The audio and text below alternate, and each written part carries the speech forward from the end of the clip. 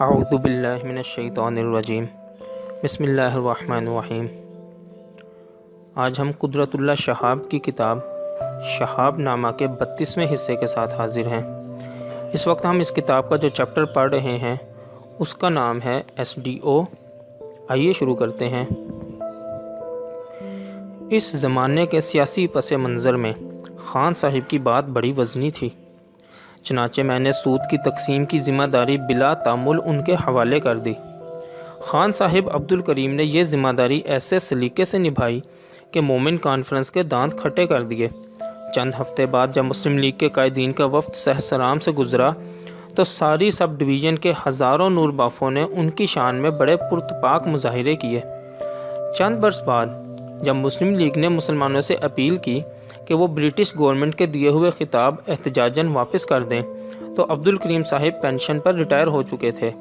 انہوں نے اس اپیل پر بلا ہچکچاہٹ لبیک کہا اور بیوی کا زیور گروی رکھ کر اور فرنگی میموں کے سامنے بھانڈوں کی طرح سوانگ رچا رچا کر حاصل کیا ہوا خان صاحب کا خطاب بڑی خوش دلی سے واپس کر دیا۔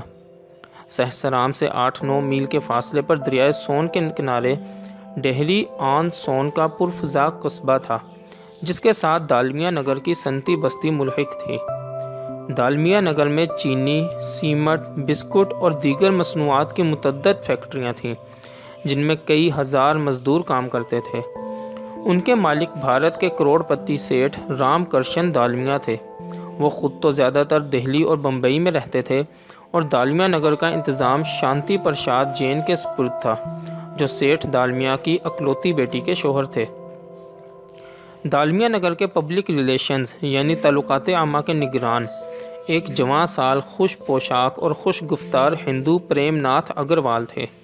یہ صاحب لاہور کے DAV کالج کے گریجویٹ تھے اور اتوار کے اتوار میرے ساتھ ٹینس کھیلنے اور پنجابی بولنے سہسرام آیا جایا کرتے تھے۔ ایک بار دالمیا نگر کی فیکٹریوں کی انتظامیہ اور مزدوروں میں کسی بات پر جھگڑا ہو گیا۔ کشیدگی بڑھتے بڑھتے تشدد اور فساد تک نوبت پہنچی، جس میں ایک مزدور جان سے مارا گیا۔ حفظ امن کے پیش نظر میں نے فیکٹریاں بند کر کے دالمیا نگر میں دفعہ 144 نافذ کر دی اور ساتھ ہی یہ اعلان بھی کر دیا کہ جب تک باہمی افہام و تفہیم کے ذریعے مالک اور مزدور کسی متفقہ صلح نامہ پر دستخط نہیں کرتے، فیکٹریاں بدستور بند رہیں گی۔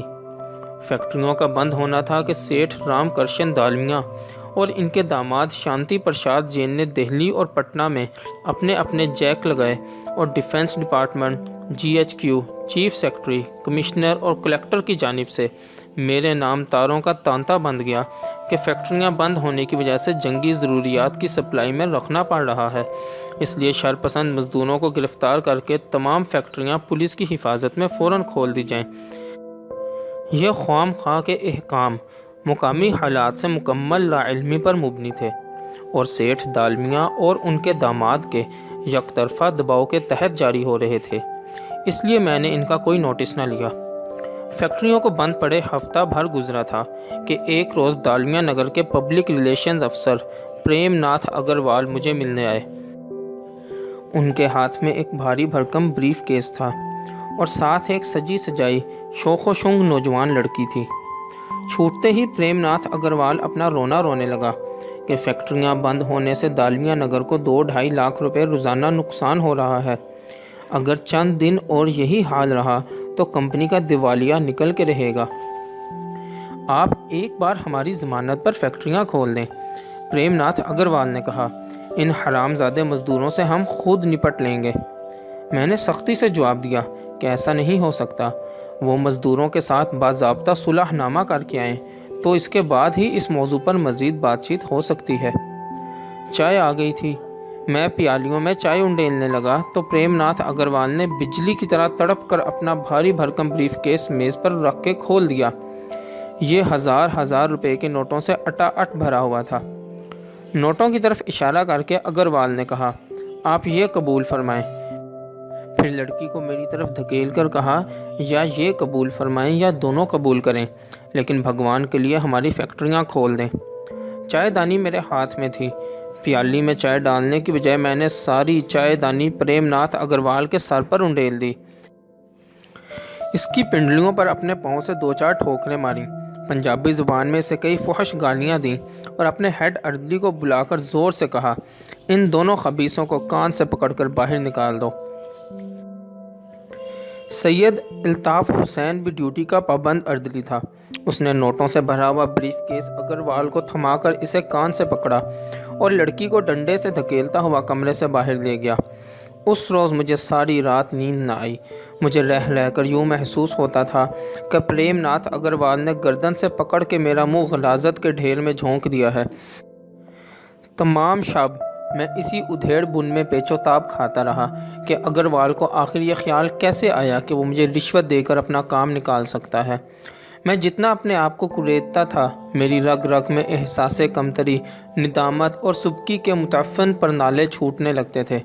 मेरे अंदर खिफ़त और खजालत की पीप सी बहने लगी और घिन और बदबू के भपके में मेरा वजूद नाली में पड़ी हुई ओजड़ी की तरह सड़ने लगा, जो धूप में फूल फूल कर फट गई हो। सुपरमार्केट में बिकने वाली अशिया की तरह क्या इंसान की पेशानी पर भी कीमतों के लेबल चिस्पा होते हैं? हज़ार हज़ार के नोटों से भरा हुआ एक ब्रीफ केस, गुड़िया की तरह बनी ठनी एक बेज़बान सी लड़की। चंद दिनों में दालमिया नगर की इंतज़ामिया और मज़दूरों के दरमियान सुलह सफाई हो गई और सारी फैक्ट्रियाँ असर-ए-नौ चलने लगीं। इस वाक़या के 1.5-2 माह बाद एक रोज़ सेठ राम करशन दालमिया अचानक बनफ्स नफीस मेरे दफ्तर में आ गए। इस मुलाकात की तकरीब उन्होंने ये बताई कि जो लोग रिश्वत लेते हैं उनसे मिलने तो इनके मुलाजिम जाया करते हैं, लेकिन जो शख्स रिश्वत नहीं लेता उससे मिलने को उनका अपना जी चाहता है। साथ ही उन्होंने मुझे अगले रोज़ दालमिया नगर में लंच पर मदऊ किया। लंच पर हम दोनों अकेले थे। सेठ साहिब छूत छात के आदमी थे, इसलिए हमारे लिए एक दूसरे से कुछ फासले पर अलग अलग तपाइयाँ लगाई गईं। सेठ साहिब का भोजन केले के बड़े बड़े पत्तों पर परोसा गया। मेरी तपाई पर एक गोल सुनहरी थाल में 10-12 खूबसूरत कटोरियाँ और तश्तरियाँ थीं, जिनमें बावर्दी मुलाजिम बड़ी नफासत से सब्जियाँ, दालें, दही पूरियाँ और मिठाइयाँ डालते जाते थे। खाने के दौरान सेठ दालमिया ने मुझे रिश्वत लेने और देने के फ़न पर बड़े मुहीरुल अकूल किस्से सुनाए। अब इन बर्तनों ही को लीजिए जिनमें आप भोजन कर रहे हैं। सेठ साहिब ने मेरे थाल की तरफ इशारा करके कहा, इनकी कीमत 60,000 रुपये से कम नहीं। अगर आप अग्रवाल जी के सर पर गरम गरम उबलती हुई चाय न डाल चुके होते तो आज चलते वक्त मैं इन बर्तनों को आपकी कार में रखवा देता कि मुसलमानों के हाथों बरशट होने के बाद अब ये हमारे काम के तो रहे नहीं, इसलिए आप उन्हें अपने साथ ले जाएं और गरीब गुरबा में दान पुण्य कर दें। बर्तनों के हवाले से सेठ दालमिया ने मुझे बताया कि क्रिसमस के मौका पर जब गवर्नर ने रोहतास फोर्ट पर कैंप लगाया तो दस्तूर के मुताबिक प्रेमनाथ अग्रवाल बड़े दिन की डाली लेकर वहां गया था। डाली में एक बड़े साइज़ का केक था और कुछ बादाम, किशमिश, पिस्ता और छुआरे थे। इन सब अशिया को बड़ी खूबसूरती से खालिस सोने की तश्तरी में सजाया गया था, जो हर साल ख़ास इसी मकसद के लिए बनवाई जाती थी। सर फ्रांसिस ने डाली कबूल करने से साफ इनकार कर दिया, क्योंकि क्रिसमस पर तोहफ़े तहाइफ कबूल करना आदाब गवर्नरी के ख़िलाफ़ है। चनाचे गवर्नमेंट हाउस के तजर्बाकार बटलर ने बंदे बंदाए दस्तूर के मुताबिक केक और खुश्क मेवे एक एलुमिनियम की ट्रे में डालकर प्रेमनाथ अग्रवाल को वापस लौटा दिए और सोने की तश्तरी झाड़ पोंछ कर मिस मैकवेन के ज़ाती सामान में रख दी। बाकी इंशाल्लाह अगली वीडियो में।